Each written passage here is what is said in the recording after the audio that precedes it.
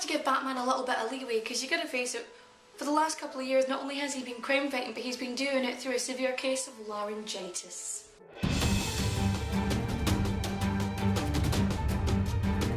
Good evening, campers. Heidi hi.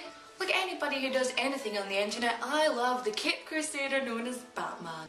I love everything from his not so subtle guy liner to his little shiny bat boots. That being said, Batman protects the city of Gotham against those criminals. Criminal by definition is someone who breaks the law. By he himself breaking the law. Wait. In one such case, Hugo Strange himself has orchestrated a bank heist. So there's a truck full of henchmen, and what does Batman do? He just starts tearing through them with a machine gun. And this would be Batman number 1, 1940. And let's not forget all those independent contractors who probably worked on building the Batcave. They must have been at some point. As I mentioned a moment ago, in Batman number 1, he machine gunned a bunch of henchmen.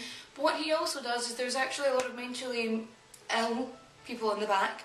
He does in fact use a reinforced steel noose, which he uses to strangle and hang the mentally ill henchman.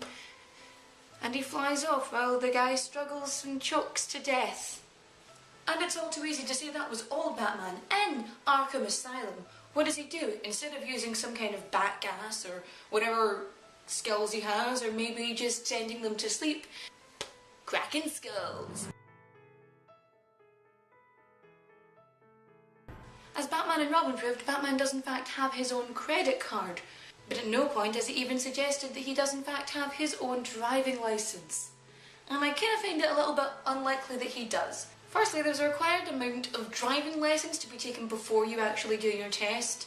And I really don't see anybody wanting to be the person to try to teach Batman the delicacies of a three-point turn. Batman is a terrible driver. He crashes into shit all the time. Detective Comics 34 and 47 respectively. Before stealing other people's cars and driving them into poles, he also decides to drive them off of cliffs. Dude's been driving dangerously for years.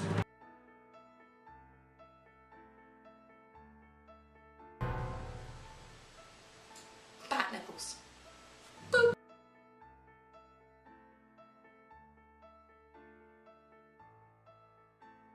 Pick up a comic from like 1941 onwards and then you will see that he is constantly putting kids in danger. And it's not like he only did it once. He keeps doing it over and over again.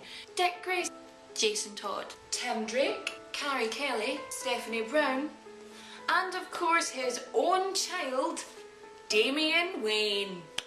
Good parenting. Genuinely surprised that no one's actually called social services on Bruce Wayne. They notice how many bruises every child that goes to him. I mean, I'm pretty sure they got punched in the face quite a lot. And one of them died almost.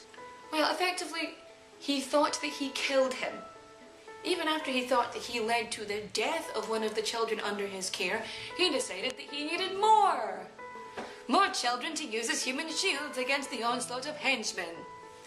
Anywho, so to conclude, Batman uses crime to fight crime, which I'm pretty sure is wrong.